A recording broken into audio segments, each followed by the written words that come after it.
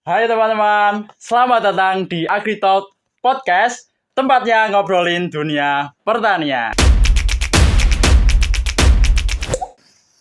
Nah, di podcast kali ini teman-teman, kita akan bahas yang sepertinya ringan-ringan aja teman-teman. Namun masih relate sama dunia anak muda, khususnya buat teman-teman yang mahasiswa pertanian.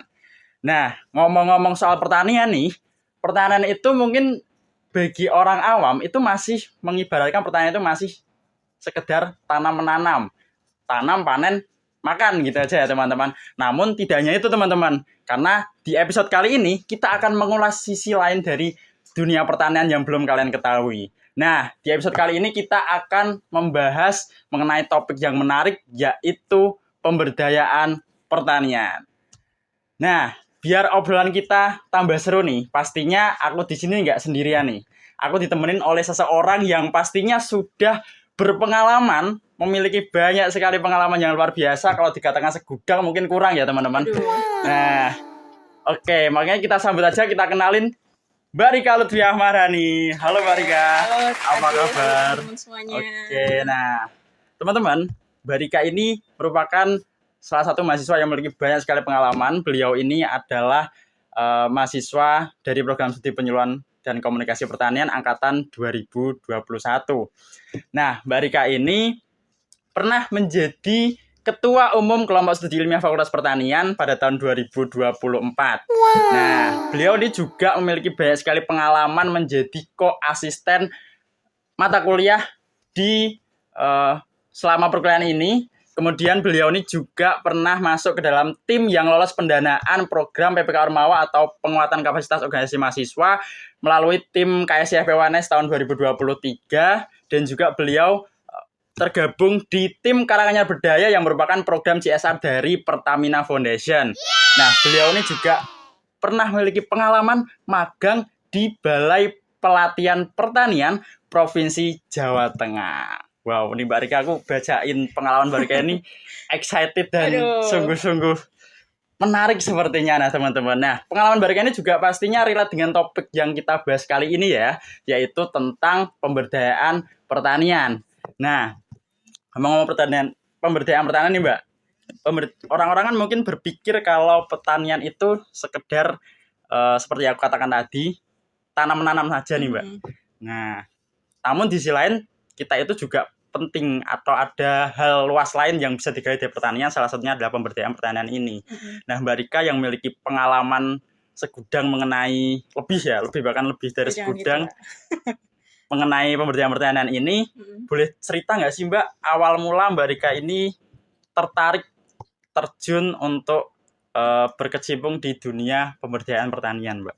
Oke, mungkin di sini ya, awal mulanya aku tertarik sama bidang pertanian, jujur aku tuh besar di lingkungan yang bukan pertanian sama sekali. Di lingkungan rumahku udah nggak ada itu namanya yang sawah, udah jauh banget dari kata pedesaan atau pertanian, udah benar-benar kota. Jadi menurutku waktu aku SMA itu aku benar-benar apa ya namanya, kurang banget dalam arti pemahaman tentang pertanian itu sendiri. Tapi di SMA aku tuh seneng banget sama biologi. Dan ketika aku cari-cari prodi waktu mau daftar kuliah, itu aku tuh lihat di Fakultas Pertanian dan banyak juga kakakku yang lolos ke FP atau Fakultas Pertanian gitu. Terus aku melihat salah satu prodi yang setelah aku cari itu tuh ternyata di Indonesia cuma ada 2 gitu loh, di UNIF gitu ya. UNS sama UGM, dan itu adalah prodi ini PKP, Penyuluhan dan Komunikasi Pertanian.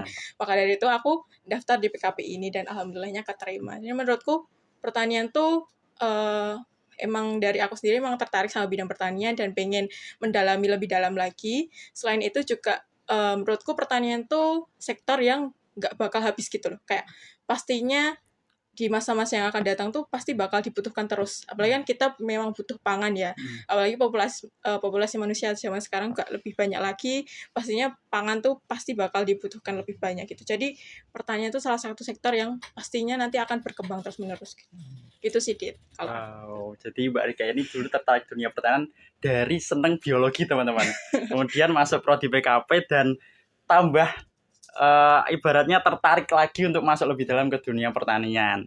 Nah, begitupun dengan teman-teman yang jadi mahasiswa PKP sepertinya ada pengalaman yang sama nih kayak Mbak Rika. Wow. Terus nih Mbak, Mbak Rika kan biasa berkecimpung di dunia pemberdayaan pertanian nih Mbak. Yeah. Menurut Mbak Rika ini pemberdayaan pertanian itu seperti apa sih Mbak? Atau kayak gimana? Dan mengapa pemberdayaan pertanian itu penting khususnya untuk petani ataupun masyarakat lokal atau masyarakat desa yang tidak lepas dari pertanian khususnya? Oke, kalau menurutku pemberdayaan pertanian itu sesuai namanya ya. Namanya pemberdayaan pasti memberdayakan.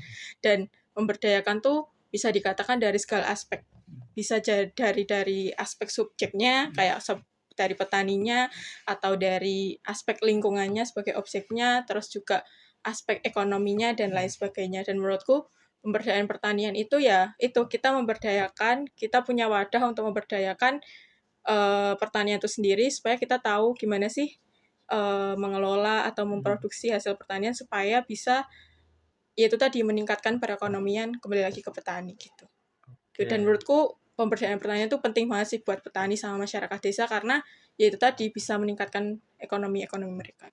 Oke, nah pemberdayaan pertanian itu penting ya guys karena kalau kita sebagai akademisi mengada atau menginisiasi inovasi tapi kita tidak memberdayakan atau mentransfer inovasi kita ke petani juga sepertinya sia-sia ya karena pemberdayaan pertanian ini juga langsung masuk ke elemen utamanya pertanian ya Mbak, yaitu petani, di mana pastinya dalam produksi pangan itu petani sangat-sangat dibutuhkan.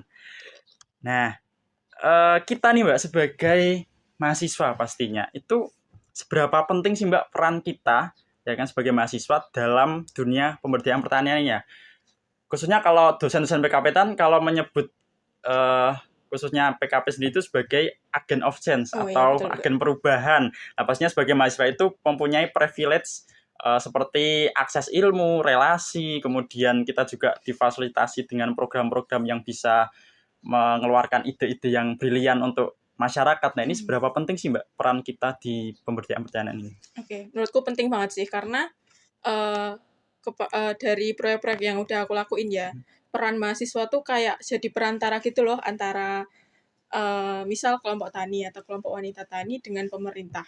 Kayak misal apa ya, basicnya aja deh, kita kayak punya keahlian buat bikin proposal atau basicnya juga bikin Word yang rapi, lalu PPT atau presentasi yang bagus. Itu tuh salah satu skill yang bisa kita manfaatkan untuk kasih benefit ke teman-teman taruna tani atau kelompok tani atau kelompok wanita tani sehingga mereka bisa dapat akses informasi, akses funding atau pendanaan dan lain sebagainya. Dan menurutku peran mahasiswa tuh pentingnya di situ gitu loh. Nggak hanya kita kuliah aja habis itu selesai, tapi kita juga kasih impact, kasih dampak ke teman-teman yang seharusnya mendapatkan dampak dari kita gitu sih. Oke, jadi seperti teman-teman taruna tani, kemudian kelompok tani juga mereka kan mungkin terbatas dari akses informasi dan lain-lain. Dan itu peran mahasiswa di situ ya Mbak.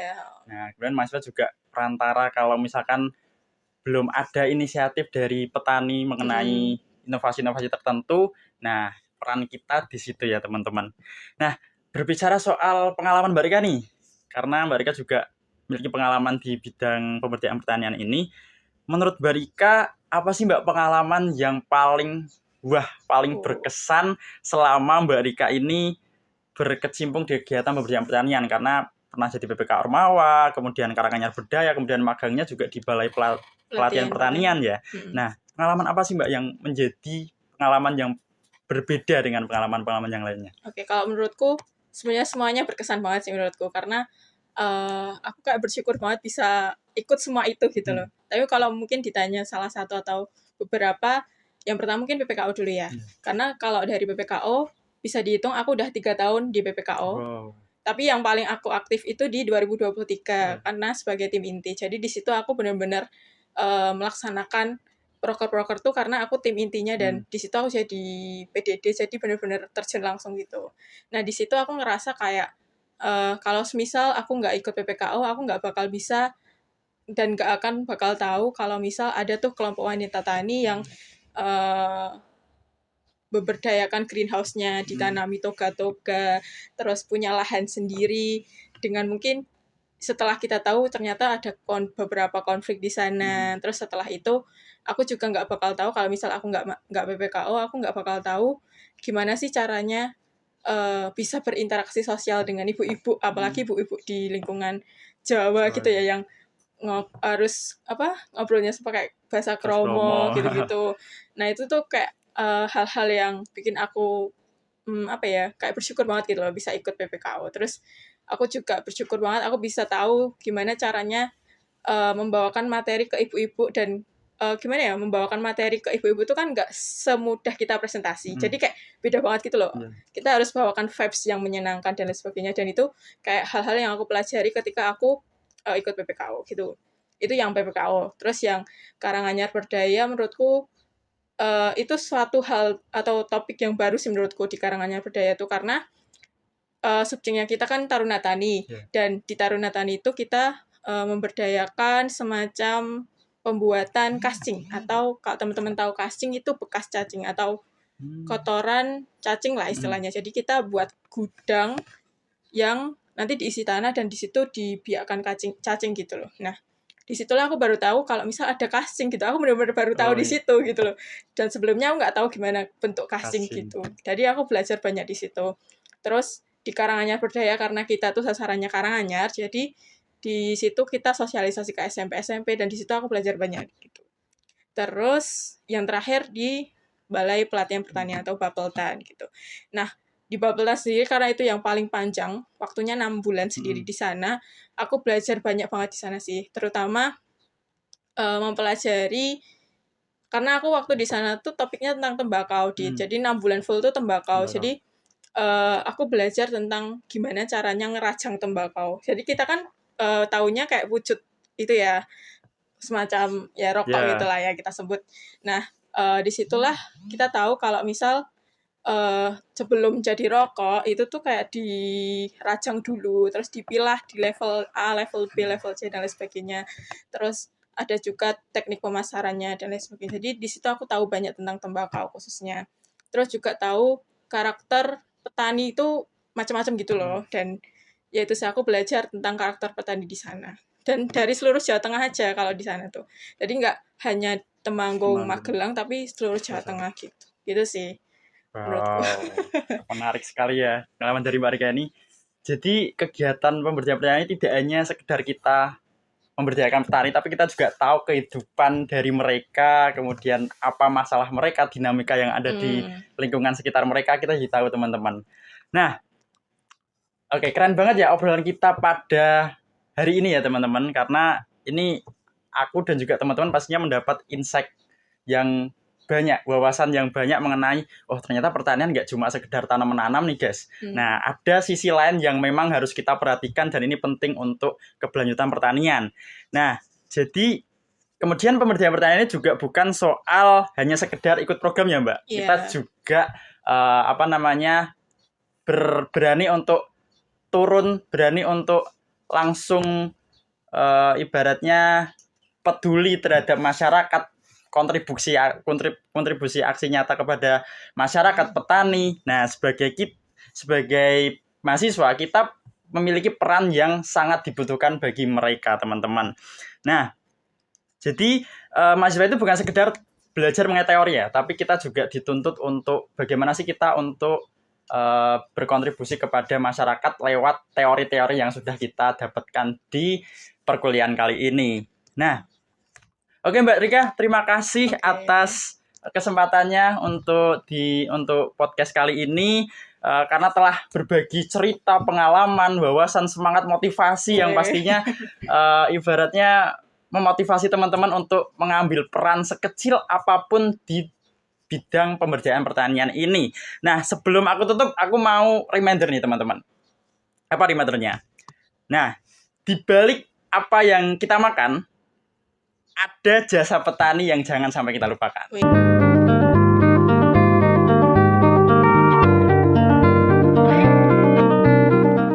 Wah, oke.